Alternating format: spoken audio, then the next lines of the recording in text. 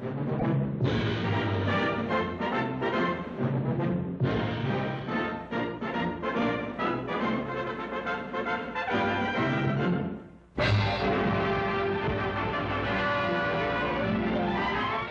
88th Congress convenes in Washington for a busy session. There are some new faces on Capitol Hill, and among them are 12 new senators, 9 Democrats and 3 Republicans. They are sworn in by Vice President Lyndon Johnson before taking up their new duties. Abraham Ribicoff gave up his cabinet post to become Connecticut senator, and another new face is Daniel Inouye of Hawaii. Most interest, however, centers around Edward Ted Kennedy, the third brother to achieve success in the national political arena.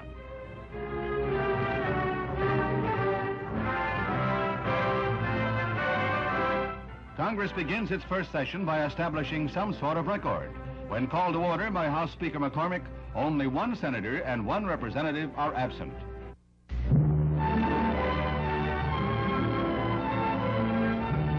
One of Washington's most distinguished throngs is at the National Gallery of Art to welcome a distinguished visitor. President and Mrs. Kennedy, with French Cultural Minister André Malraux and his wife, pay homage to the first public appearance of Mona Lisa, the Leonardo da Vinci painting that has captured the fancy of generations for 400 years. The President expresses the gratification of the nation. Mr. Minister, we in the United States are grateful for this loan from the leading artistic power in the world, France. Scores of cameramen record the event as the presidential party leads a tribute to the lady who will play host to many, many thousands in the next 3 weeks.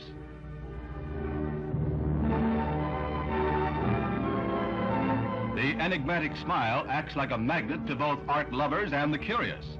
The next day, the gallery is jammed as the crowd passes by the painting 4 abreast. It is estimated by a curious statistician that each viewer has from 3 to 5 seconds in front of the painting. Some stand in line repeatedly for just one more glimpse of the smile that has launched 1,000 arguments.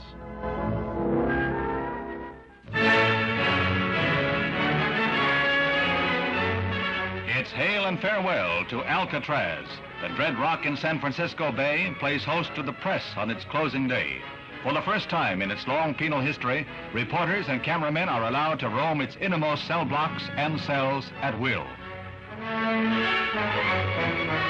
Wearing handcuffs and leg irons, the last 27 of its 1,500 prisoners leave the crumbling, unsalvageable fortress for more modern federal penitentiaries. Under heavy guard, they will be flown to maximum security quarters in Atlanta, Leavenworth, and eventually the new Marion prison in southern Illinois. Maintenance guards will be the only inhabitants of the island until its final disposition is decided by Congress and the state of California. Families of the guards and prison workers who are being transferred to other assignments are probably the only ones who say goodbye to Alcatraz with any regret. Chicago's O'Hare Airport, which for some time already has been the world's busiest flying field, is officially dedicated.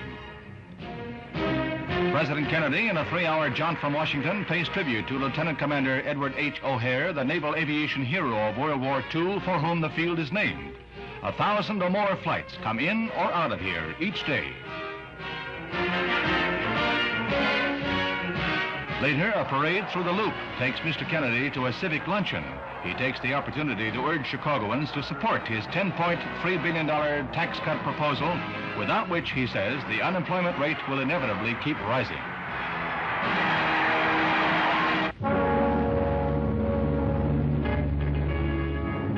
When the submarine Thresher slid down the ways at Portsmouth, New Hampshire in July of 1960, it was a gala, patriotic affair.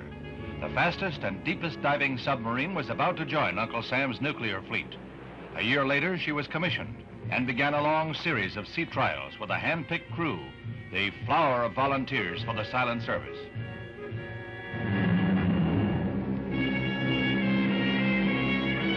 Last July, the Thresher went into the yards for a shakedown overhaul, and new secret equipment was installed. She then put to sea and successfully went through shallow dives. The next day, a deep dive was scheduled. She never surfaced. No sooner had the tender Skylark reported something amiss than Navy search teams went into action. There was optimism at first. Maybe her communication equipment was faulty. With the hours, hope waned. At the point where the Thresher submerged, 220 miles east of Boston, rescue craft knew that the sea's depth was 1.5 miles. But the search went on. Many recall the epic of the submarine Squalus in 1939. She went down off New Hampshire, crippled in the midst of a dive. But the Squalus was a different story. A marker was spotted, and the Navy put new rescue techniques into operation. A bell was attached to the sub, and 33 men of the 59-man crew were rescued.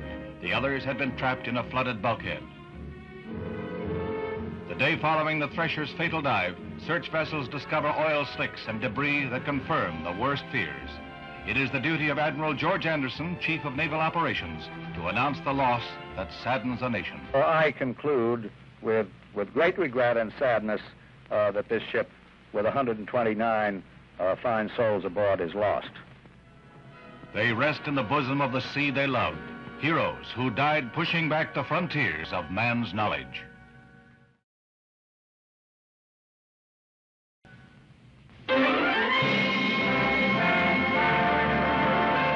The most glamorous affair in glamorous Hollywood draws a glittering crowd.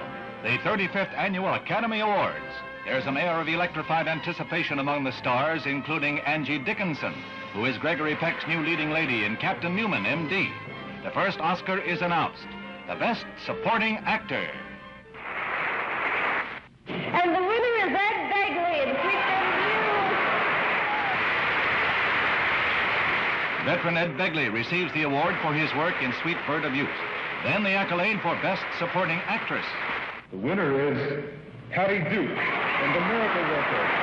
Patty Duke, the most gifted juvenile actress, created a sensation in The Miracle Worker.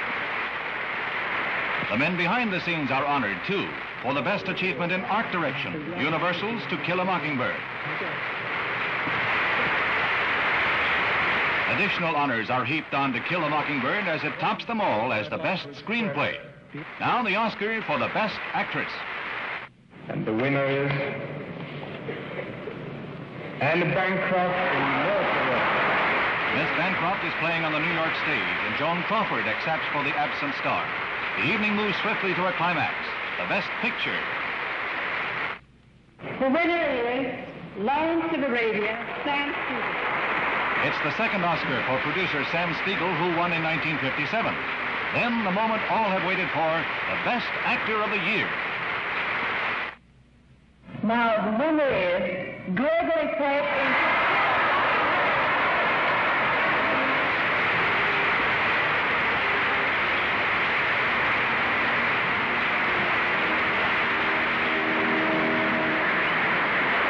Mr. Peck wins his first Oscar. He's been nominated before for his outstanding portrayal of the lawyer in Universal's To Kill a Mockingbird.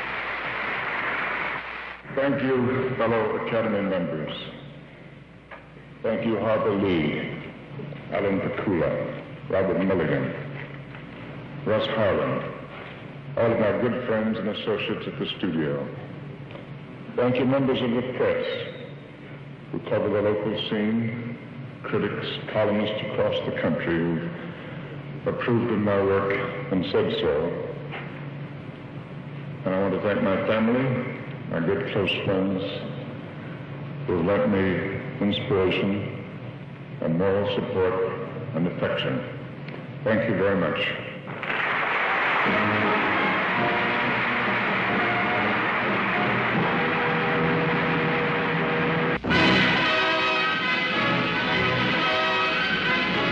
Prince Rainier III of Monaco arrives in New York with his daughter Caroline for a 6-week visit in the United States. His princess, the former Grace Kelly, is arriving on a later flight with the heir to the throne, their son. Prince Rainier and the former movie star will celebrate their 7th wedding anniversary while here. 4 hours later, Princess Grace arrives with Prince Albert. The family is leaving immediately for Philadelphia, Grace's old hometown, where they will open a travel exhibit and dedicate a theater at Ravenhill Academy in memory of her father. Though a titled princess, Her Highness says she remains a Philadelphia girl at heart. Welcome home.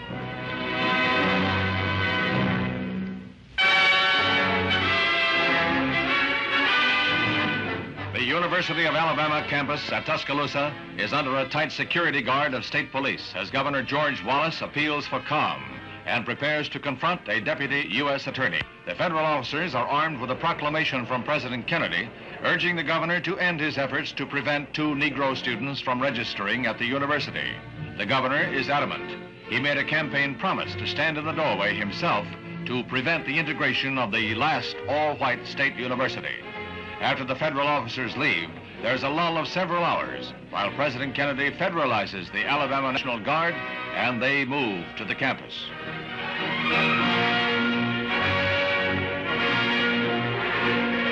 Brigadier General Henry Graham arrives to tell the governor, "It's my sad duty to ask you to step aside on orders of the President of the United States." The governor yields to federal authority, but promises to continue what he terms a constitutional fight.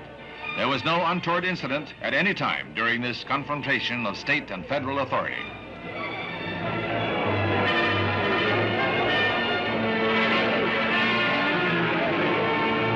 Five minutes after the governor leaves, James Hood is the first of his race to become a University of Alabama student. He is followed into the registrar's office by Vivian Malone. Both the students are 20 years old and will take summer courses. Their 5th ballot for a successor to Pope John. Then, puffs of white smoke from a stove in the Sistine Chapel. A pope has been elected. The burning ballots signal the joyous news.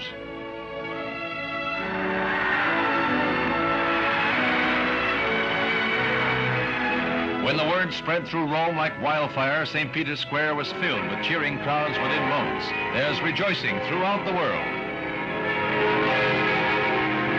Inside the Sistine Chapel, one seat is vacant, the one that was occupied by Giovanni Battista Cardinal Montini. He now reigns as the 261st successor to St. Peter. In papal robes, the new pontiff announces he will take the name of Paul VI. He was close to his predecessor, Pope John, and is quick to announce that he will continue that pontiff's progressive policies. The new pope's first public appearance is to impart the blessing Urbi et Orbi to the city and to the world. The new pontiff was the first cardinal created by Pope John, and as Pope Paul, he is going to continue the ecumenical council. Thus, the new spiritual leader of 500 million Catholics pledges to make his church a dynamic force in the manner of Pope John XXIII.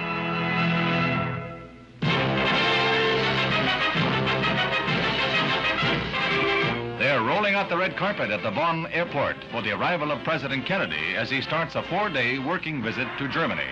He's greeted by Chancellor Adenauer on behalf of the nation and receives a rousing welcome from the thousands who could crowd into the airport. He reviews an honor guard in the traditional manner, and he is also greeted by Vice Chancellor Erhard.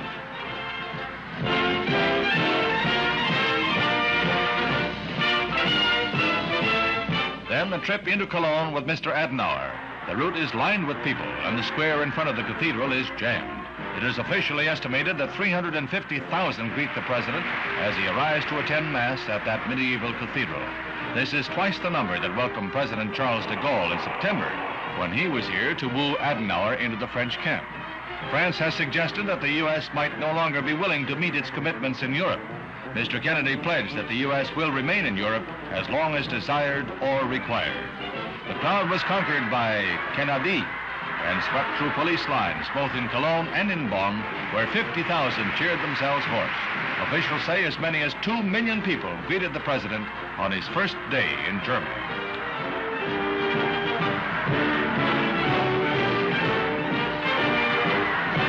In front of Bonn City Hall, Mr. Kennedy again hammers home his theme. The U.S. will never relax in backing freedom for all of Europe. The president's trip is billed as a visit to the German people. He appears to have won friends by the millions.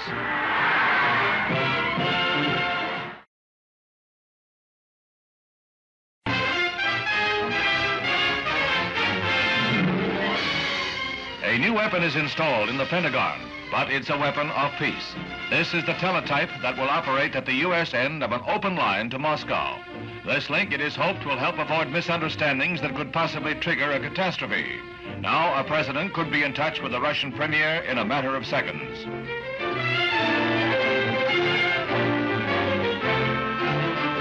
Meanwhile, there's another thaw in the Cold War.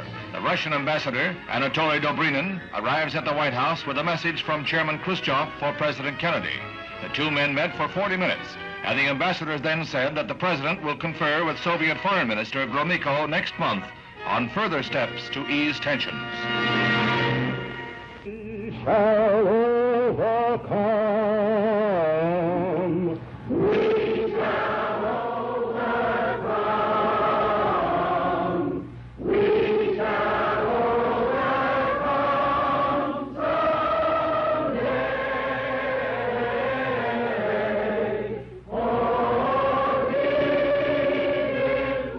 Just 100 years after Lincoln signed the Emancipation Proclamation that freed the slaves, 200,000 people converge on the nation's capital to rally for civil rights. They come by train, they come by bus and by air. They come from the north, the south, the east and west. They come united in one cause, to urge Congress to pass a civil rights bill to end forever the blight of racial inequity. This great throng with a cause gathers on the mall that stretches from the Washington Monument toward the Capitol. From the break of dawn, they filter into the city.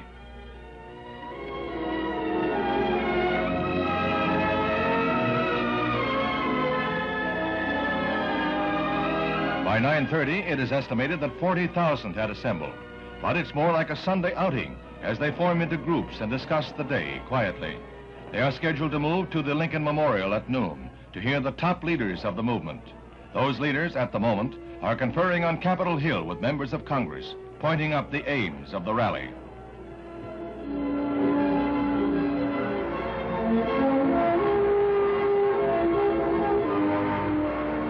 By 11:30, there are more than 200,000 thronging the mall, a crowd that is bigger than the most optimistic forecasts. Now there's a growing animation. It seems as if the demonstrators were finding strength in each other, had discovered their cause was a bond.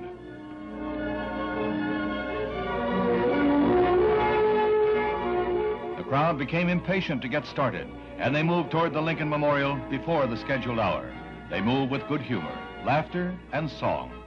Few realize that in a sense they are participants in an historical day. It will become part of the American scene that today's gathering is the largest in Washington's history. The men who organized the rally walk with springing steps toward the speaker stand. On the left, Roy Wilkins with A. Philip Randolph. They have fought their fight all of their adult lives. In the van is Martin Luther King, who has been jailed 12 times on racial issues. Others on hand include Walter Reuther, head of the auto workers.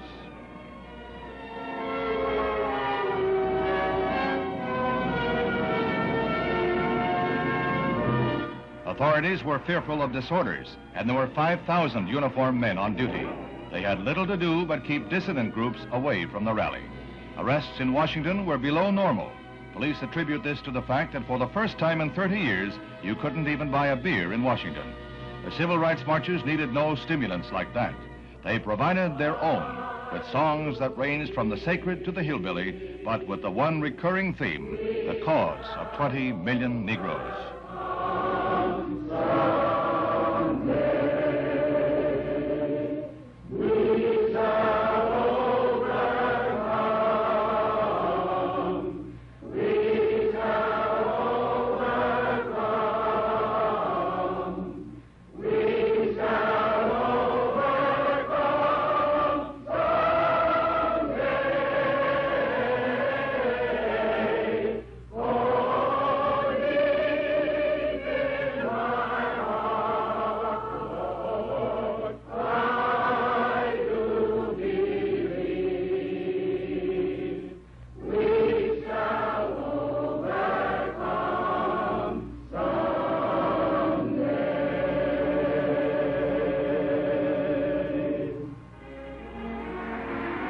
The crowd assembled around the reflecting pool before the Lincoln Memorial occupies every inch on the lawns and under the trees.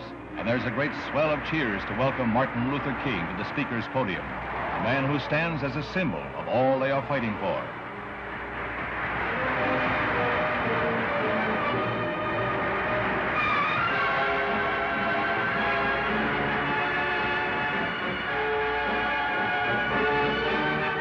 Later, Mr. King and the other leaders are to go to the White House, where the president said that everyone must be impressed with the demonstration of the throng's faith and confidence in our democratic form of government.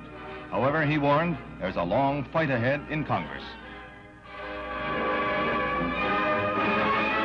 The theme, the keynote, the thought uppermost in minds of all here today is best set forth by Dr. King. He sums up a day the Capitol will long remember. I have a dream that one day this nation will rise up and live out the true meaning of its creed. We hold these truths to be self-evident, that all men are created equal.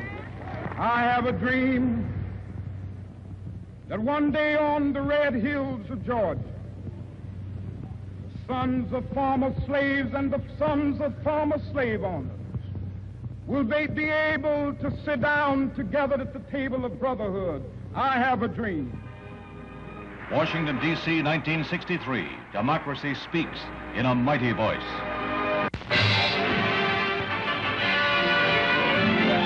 The nation's underworld gets the unwelcome spotlight of publicity as the Senate's Investigations Subcommittee begins new hearings on crime. Arkansas Senator McClelland is at the helm. Attorney General Robert Kennedy paints a grim picture of the rise of lawlessness under the Cosa Nostra, or mafia. This he describes as the government of organized gambling, narcotics peddling, extortion, racketeering, and controlling of certain trade unions. He says the income runs into billions. These hearings always attract a large number of spectators. This one is particularly crowded, awaiting the first public appearance of Joseph Velaki, the convicted hoodlum whose confessions to the FBI have reportedly put a price of $100,000 on his head by the infuriated mafia.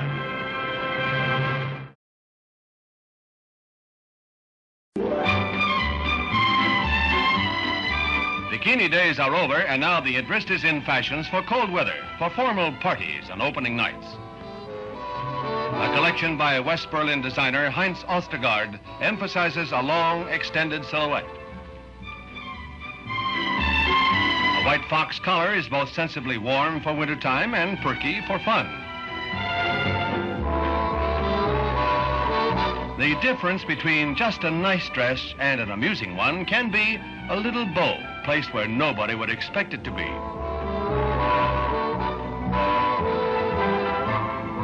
In the words of Herr Ostergaard, brocade costumes peel out of white fox collars like first flowers out of the last snow. That's what he said. Give the designer a play apron, a dirndl, and some French lingerie, and what does he come up with? A dinner gown, of course.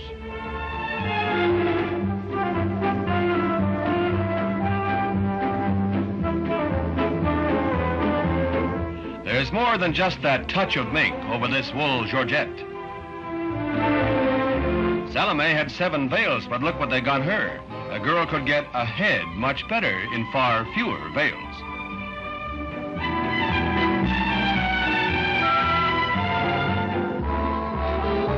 Still more veils. Not very warming, perhaps, but in real life, the girl would wear the dress in a ballroom, not out here.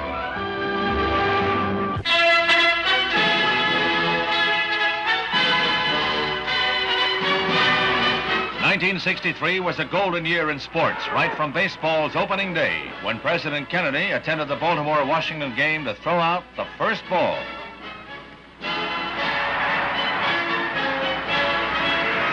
The baseball season wound up in a blaze of glory. Glory for pitcher Sandy Koufax and his Dodgers, that is. Sandy tamed the mighty Yankee batters in the first game of the World Series and set a new strikeout record as he fanned 15 victims.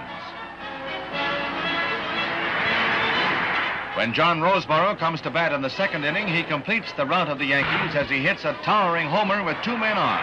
The Dodgers go on to win the opener and the next 2 games. They go into the 4th game, leading 3 games to nothing. And again, it's Koufax for the Dodgers against Yankee Whitey Ford. The Yankee ace serves up a home run ball to Frank Howard in the 5th inning, and that run sends the Dodgers on to a 2-1 victory that is high drama right to the last strikeout.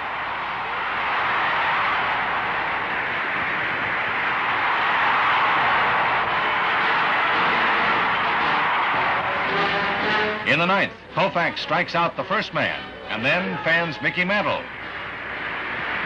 Then Hector Lopez half swings, and it's an easy final out.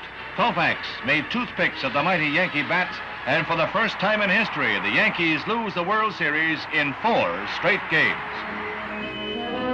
The golfing world welcomed the 23-year-old newcomer to its circle of fame. Young Jack Nicklaus comes down to the last hole of the Masters tourney, needing a par 4 to win and 2 putts to do it in. After missing his long one, he displays the icy calm that has become his trademark to sink his second one to beat Tony Lima by a stroke. He adds the Masters to his 1962 Open title and promises to be one of golfdom's greatest. When Arnold Palmer helps him on with the Masters jacket, you can see it fits he to a T. The U.S. Open was a storybook tale as Julius Boros comes down to the final green in a playoff round. Winds up defeating Arnold Palmer and Jackie Cupid. Boros is the oldest man ever to win the Open, and he takes the top prize just 11 years after he first won the Open title. He beats Cupid by 3 strokes and Palmer by 6. Julius Boros, golf's Cinderella Man.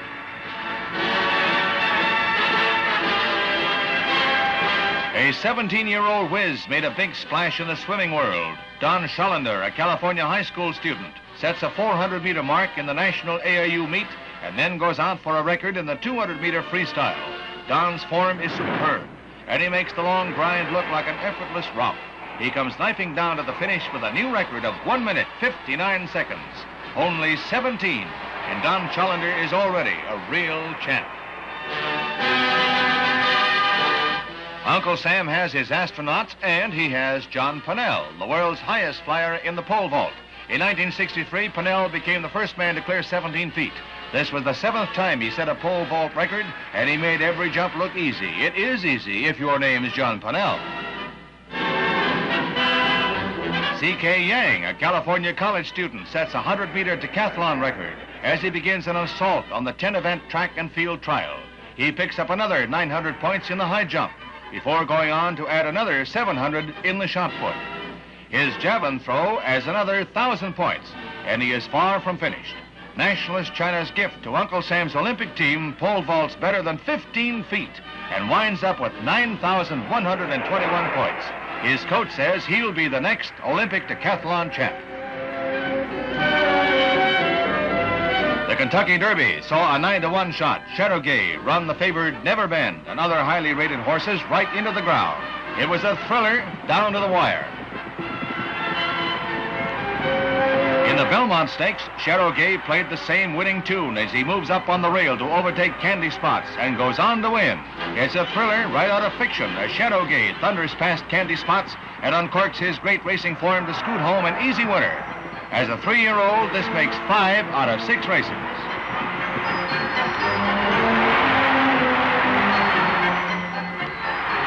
Gay is the word for Shadowgay. For the 4th straight time, the mighty Kelso was named Horse of the Year. With earnings well over $1.5 million mark, Kelso could well be the greatest horse of all time.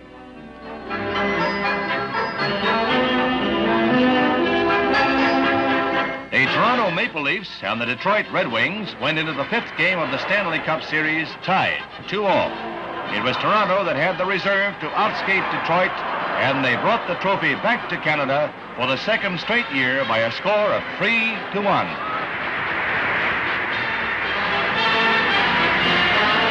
Loyola and the University of Cincinnati battled into overtime for the collegiate basketball title. It was a seesaw game right up to the final seconds. With the score 58-58, Loyola's Hunter and Rouse team up for the winning basket.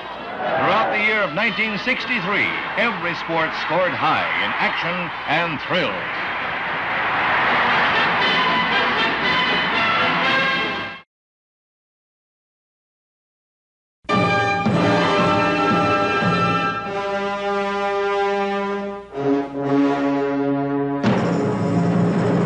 A dark page in the annals of America has been written to the crack of an assassin's bullet. A nation mourns, the world grieves. The man who became 35th president less than 3 years ago is dead.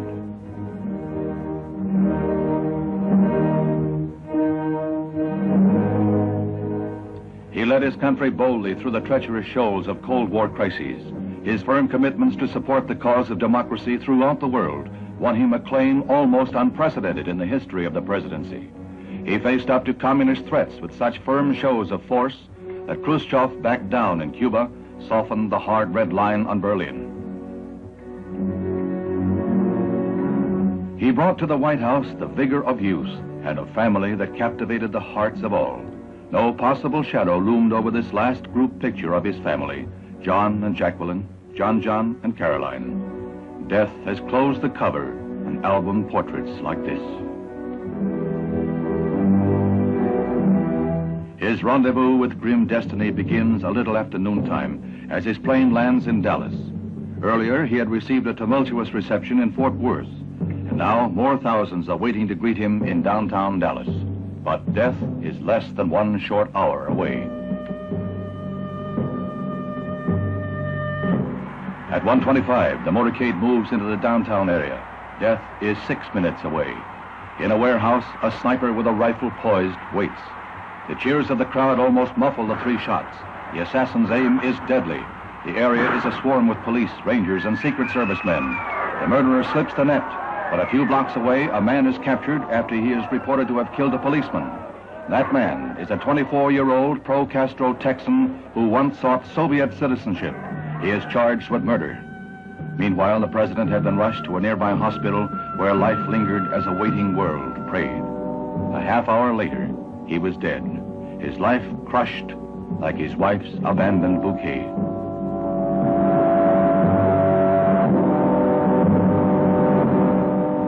A shocked nation weeps.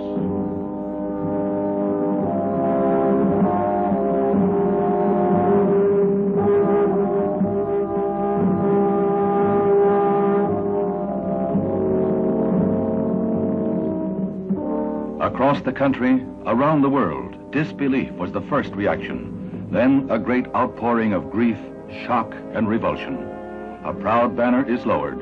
The empty White House is a symbol of this infamous mockery of American ideals of peace and freedom. Peoples of all faiths unite in prayer for the first Catholic to become president. The United Nations General Assembly joins in a minute of silent tribute to the man who fought so hard and valiantly for the ideals of this international body. The Iron Curtain was dissolved in the sincerity of their sorrow.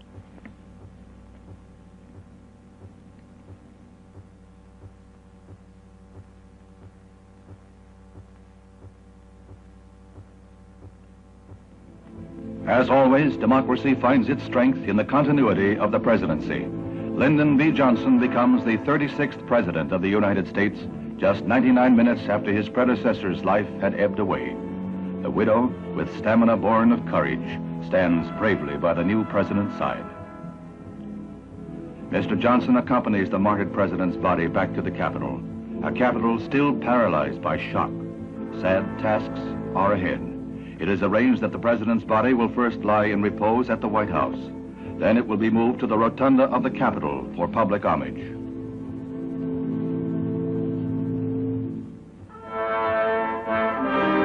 The president's body is met by a cordon of servicemen. They represent all the armed forces in honoring their commander-in-chief.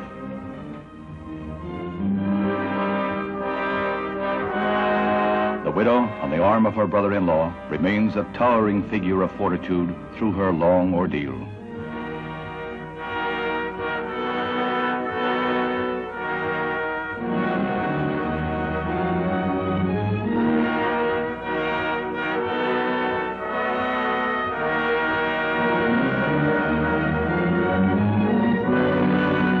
Steadfast in death as in life, she accompanies her beloved on his lonely ride.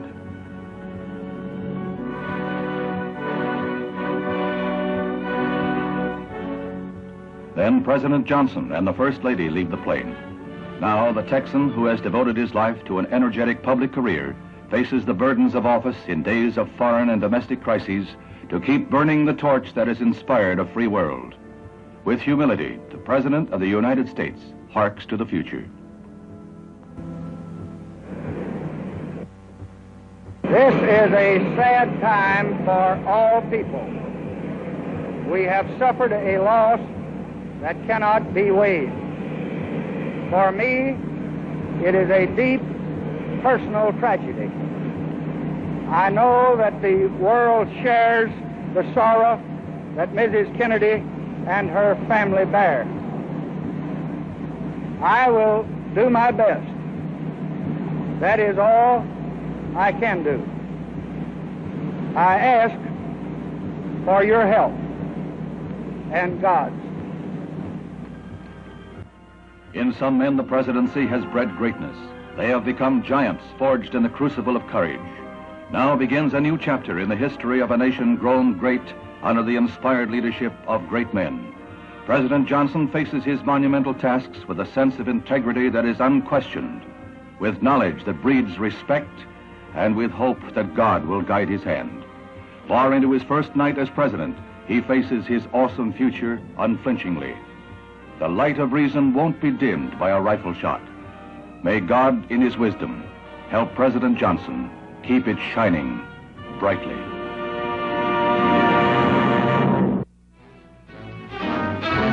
Madness and hate erupt anew in Dallas as President Kennedy's accused assassin is shot down himself during a jail transfer.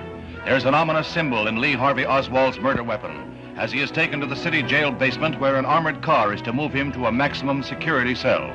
Oswald walks his last mile. His assailant moves in from the right. There is Lee Oswald. He's been shot. He's been shot. Lee Oswald has been shot. Now, from another camera, the motion is slowed. The murderer moves in, and here is the shame of all America as Jack Rubenstein takes the law unto himself. The dying Oswald is rushed to the same hospital where President Kennedy died. Doctors work to save his life. But 48 hours and 7 minutes after the president's death, his accused slayer is dead.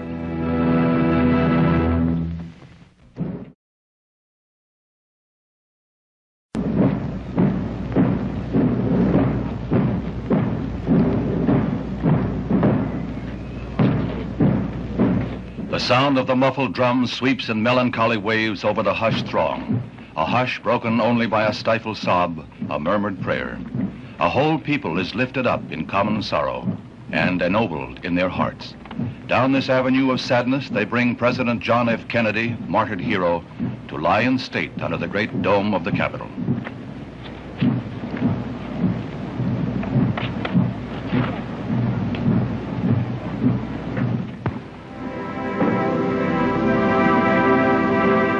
Mrs. Kennedy begins the long hours of her public grief with the courageous dignity that has marked each moment of her ordeal. Caroline and John seem to mirror their mother's poise. With President Johnson and Robert Kennedy, she is in the van of the mourners who will pay their respects in the historic rotunda of the Capitol.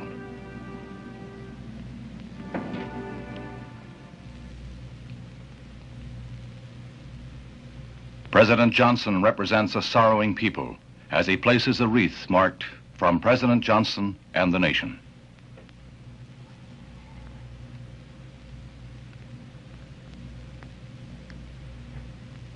Mrs. Kennedy comes forward with Caroline in a tableau that calls for no words. Its poignancy calls only for tears.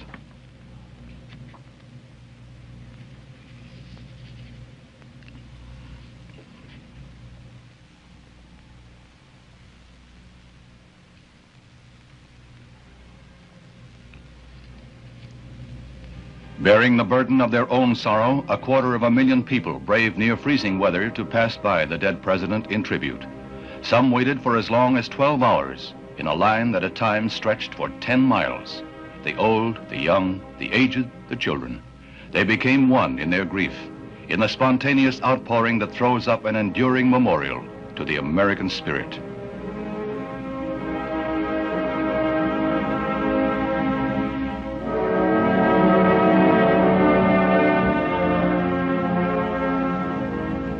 And so they kept their vigil through the long and lonely night, each man a tiny island of sadness, buffeted by the seas of unhappy fate.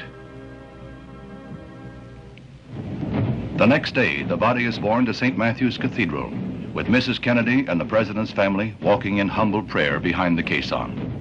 Not since the funeral of Britain's King Edward VII in 1910 has there been such a gathering of kings and queens, presidents and premiers. 220 dignitaries from 92 foreign lands honor the warrior who died while fighting for peace and liberty and the dignity of man. Erect and proud, Mrs. Kennedy walks the 6 long blocks with firm step yet tearful eye. At the cathedral, a pontifical funeral mass is to be said for the repose of the soul of the first Roman Catholic president, a devout man from a devout family, who today find deep solace in the solemn rites of their church. As the distinguished mourners gather in St. Matthew's, peoples of all faiths around the world join them in prayers. Mass is read in Moscow, Buddhists pray in South Vietnam, Shinto priests conduct services in Tokyo, a rabbi exhorts God in Israel. The foreign dignitaries move unobtrusively to their pews. They attach little importance to their own identities today. Joining the humble in the 4 corners of the earth, they pray, each in his own way, that the soaring spirit that was President Kennedy in life may find eternal rest in death.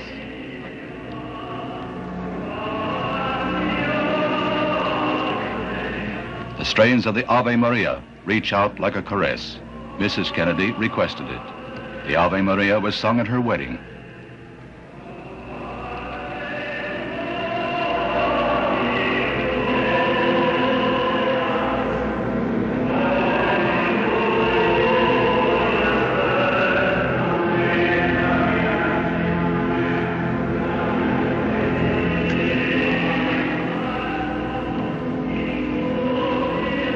After the sacrifice of the Mass, there are prayers aloud in the tongues of all faiths.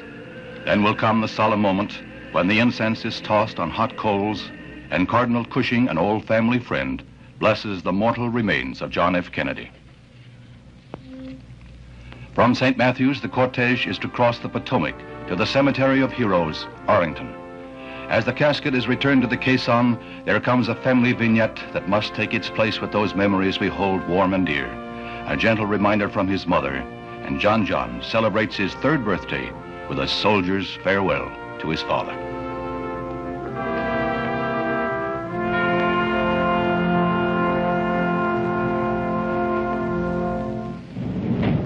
No finer epitaph could be extended President Kennedy than his own words from the speech he was to deliver in Dallas the day of his assassination. We in this country, in this generation, are, by destiny rather than choice, the watchmen on the walls of world freedom. We ask that we may exercise our strength with wisdom and restraint, and that we may achieve for our time and for all time that ancient vision of peace on earth, goodwill toward men. That must always be our goal, and the righteousness of our cause must always underlie our strength. The world will remember those words of President Kennedy and his inaugural plea. Ask not what your country can do for you, but what you can do for your country.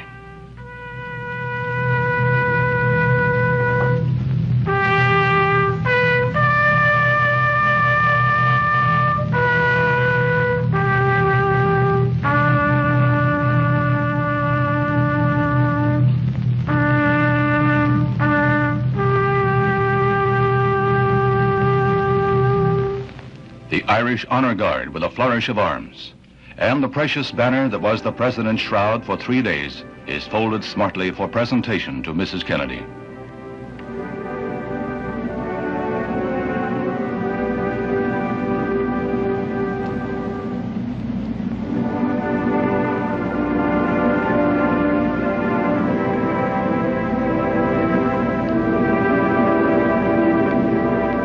An eternal flame is lighted before the grave by Mrs. Kennedy, the first such memorial to burn in Arlington Cemetery.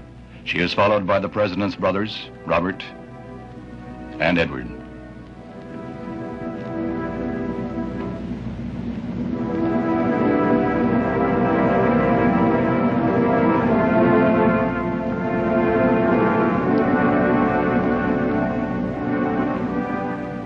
Thus, the American people have buried their beloved leader.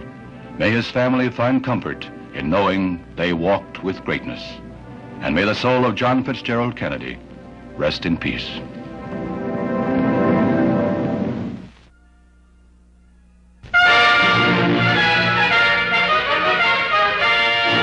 The horrifying ordeal of Frank Sinatra Jr. began while he was filling an engagement at Lake Tahoe. He was on the bill at the Hurrah Casino, and there was no shadow of the impending crime as he held the floor at an earlier performance. The young man was following in the footsteps of his father. The eldest Sinatra was the idol of Bobby Soxers in the 30s.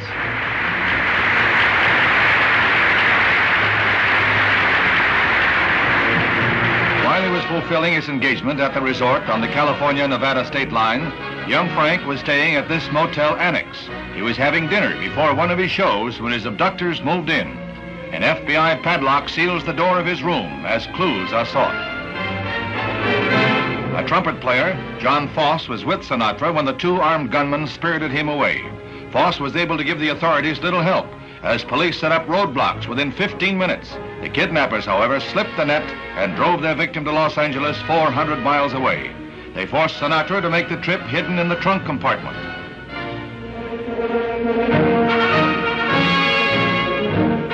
The eldest Sinatra received 8 phone calls with instructions on ransom payments, and in the early morning hours, more than 2 days later, was able to announce his son's return.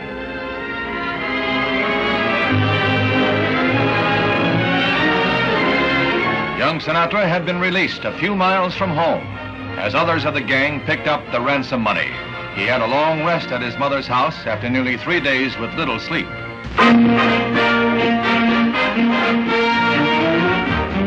The Directors Guild Theater is in the Hollywood spotlight as Tony Curtis and his wife arrive for a preview of Captain Newman, M.D. Tony is one of the stars of this new Universal picture that was directed by David Miller.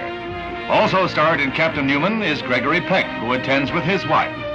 Produced by Robert Arthur, the new film has attracted a gala audience, and that makes author Leo Roston happy. Sandra Dee is here with husband Bobby Darin, who also stars in the movie, a production that draws the plaudits of film figure Mervyn LeRoy. Captain Newman, M.D. will open shortly to be eligible for Academy Awards next year.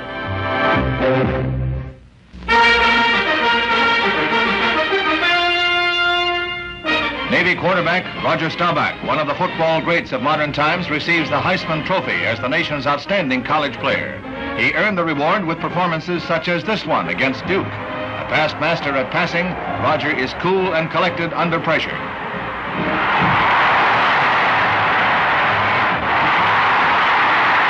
His coach says Staubach has a sixth sense to do the right thing at the right time. He scores on the field, and now he scores with the sports writers. Roger Staubach, Navy's big gun.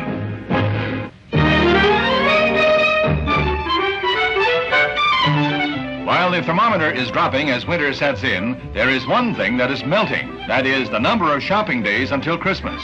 Throughout the nation, holiday buying appears to be heading for new highs. And toy sales, of course, account for the lion's share. It's the season for festive decorations, the time when stores and shops, streets and avenues look as if they belonged in some sparkling fairyland.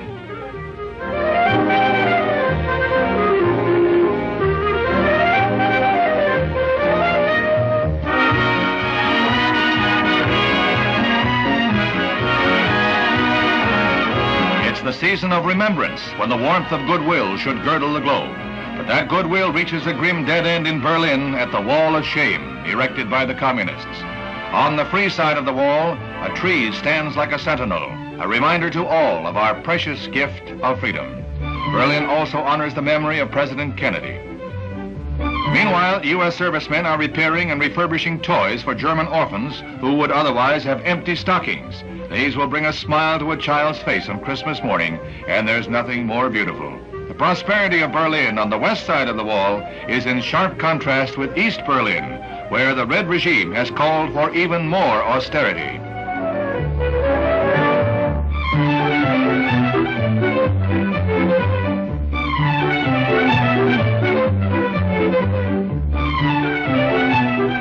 The toys provide a feast for hungry eyes and spur all the small fry to become as angels for a while. Who would ever deny them their dreams of the twinkle-eyed traveler from the North Pole, the man of the hour?